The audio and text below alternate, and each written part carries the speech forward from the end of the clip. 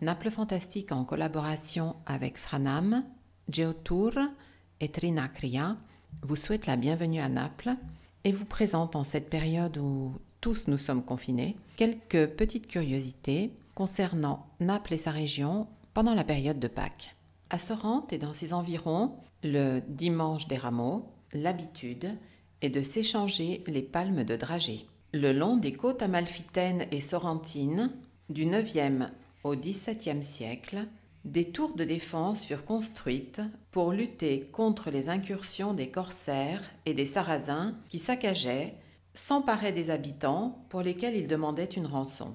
Remontons le temps. Nous sommes à Sorrente, en l'an 1558, le dimanche des rameaux. Les bateaux des pirates arrivent à Punta Campanella et aussitôt, les cloches retentissent pour avertir la population.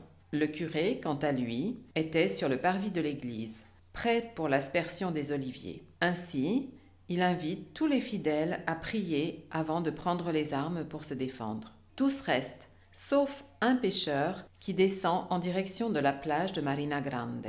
Tout à coup, se lève une tempête qui engloutit toute la flotte. Seule une esclave survit et échoue sur la plage. Il la recueille et il l'emmène avec lui à l'église pour annoncer la destruction de la flotte. Alors, elle se jette à terre pour remercier Dieu de lui avoir laissé la vie sauve et de l'avoir libérée de l'esclavage. Elle demande à devenir chrétienne et elle offre au prêtre le seul bien qu'elle possédait, des dragées blanches contenues dans un sac en cuir qui était suspendu à son cou.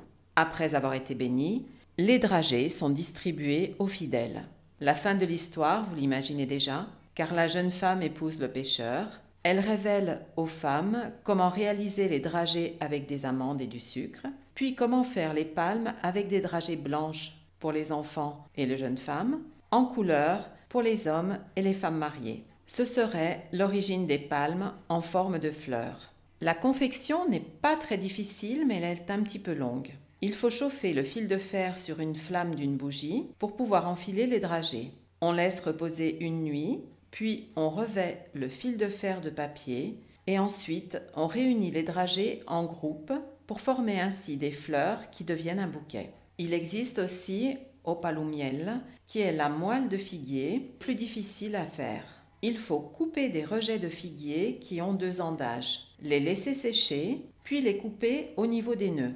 Pour extraire la moelle, on pousse pour faire sortir l'intérieur qui ressemble ainsi à un cylindre blanc auquel on donne des formes variées. La moelle est plus facile à tailler et à travailler quand elle est humide. Tous les ans, pour le dimanche des rameaux, dans les villages de la côte sorrentine, les branches d'olivier sont décorées ainsi de rubans, de dragées et de petites formes de fromage caciocavallo.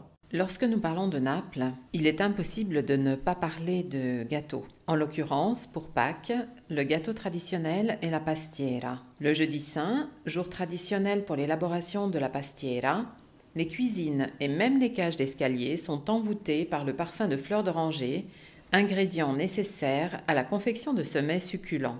La légende veut que la sirène Parthénope l'ait créé pendant son séjour dans le golfe de Naples au printemps.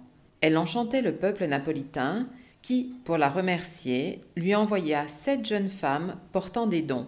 Du blé dans du lait, la fusion du règne végétal et animal, de la ricotta en signe d'abondance, de la farine pour la richesse, des œufs pour la fertilité, du sucre comme le doux chant de la sirène, des épices, un don de tous les peuples, et la fleur d'oranger, un parfum de campagner. Ainsi, la sirène porta ses dons aux dieux qui, enchantés, mélangèrent tous les ingrédients et créèrent ainsi la pastiera.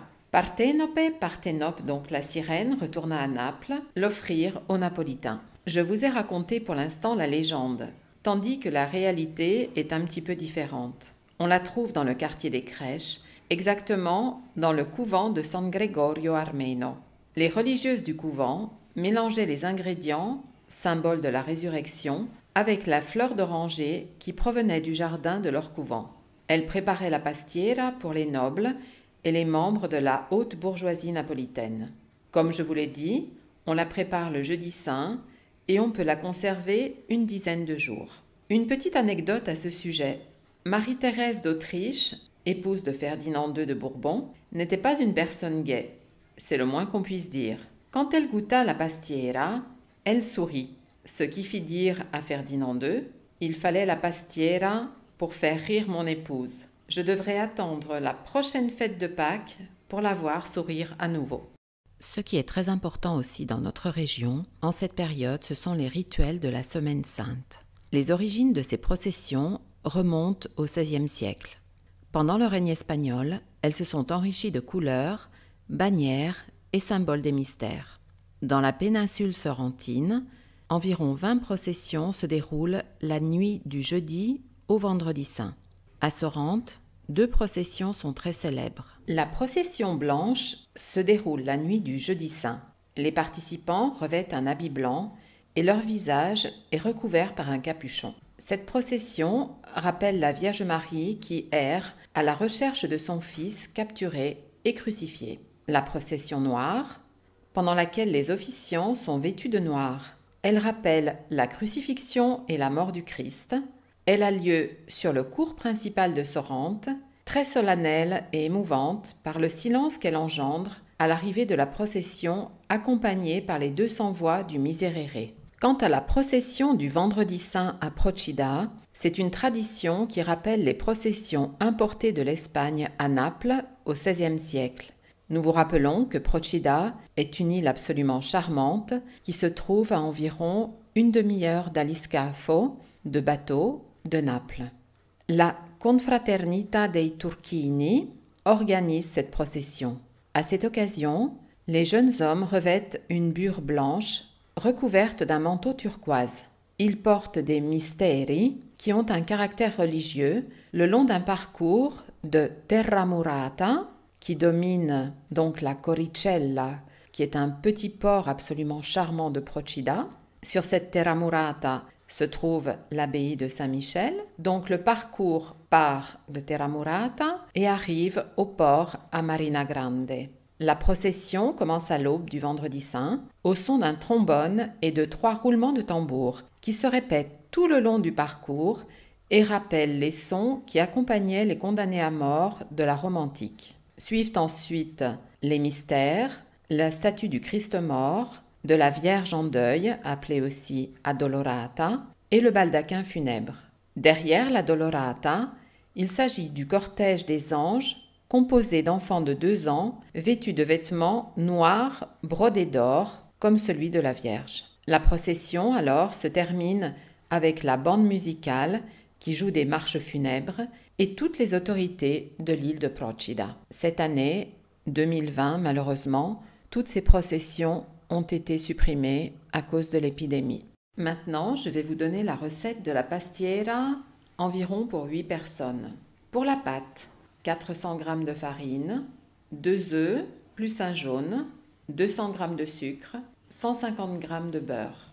Pour le remplissage, 1/4 de litre de lait, une boîte de blé de 420 g, 30 g de beurre, du citron râpé, 600 g de ricotta, 500 g de sucre, 3 œufs plus 3 jaunes, de la cannelle si vous l'aimez, 2 cuillères d'eau de fleur d'oranger, 150 g de cédra et d'orange confite. Voici l'élaboration de la pastiera. Préparez la pâte brisée avec les ingrédients que nous vous avons donnés avant. Ensuite, dans une casserole, réchauffez le lait. Donc, dans une casserole, réchauffez 1/4 de litre de lait, le blé, 30 g de beurre et l'écorce de citron râpée. Laissez chauffer à feu doux 1/4 d'heure. À part, mélangez la ricotta, le sucre, les œufs, la cannelle si vous le désirez, l'eau de fleur d'oranger. Si vous voulez, vous pouvez rajouter aussi encore un peu d'écorce de citron et les fruits confits. Amalgamez les 2 mélanges. Étendez la pâte dans un moule à pastiera ou un moule à manquer. Versez-y le mélange composé de lait plus ricotta, etc. Recouvrir le tout avec des bandes de pâte comme indiqué dans la photo. Mettez à four chaud 1 heure à 180 degrés, four ventilé, et environ 3/4 d'heure à 140 degrés, four normal, four statique. et recouvrez de sucre glace. Nous vous remercions pour votre attention. Nous vous invitons à consulter notre site www.naplefantastique.com, à vous abonner à notre chaîne YouTube et dans notre site, nous vous rappelons qu'il y a également de nombreuses recettes, dont les recettes de Pâques. Vous y trouverez entre autres l'entrée de Pâques, mais aussi le casatiello qui est une sorte de pain très fourni que nous mangeons à Pâques. Merci beaucoup, bon courage à tous pour cette période de confinement, en espérant que très bientôt nous aurons le plaisir de vous accueillir à nouveau à Naples. En Campanie, nous sommes confinés jusqu'au 14 avril 2020. Merci pour votre fidélité et inutile de vous le rappeler, restez chez vous. Et l'un des hashtags en Italie est Andrà tutto bene. Tout ira bien et c'est vraiment le vœu que nous faisons pour le monde entier.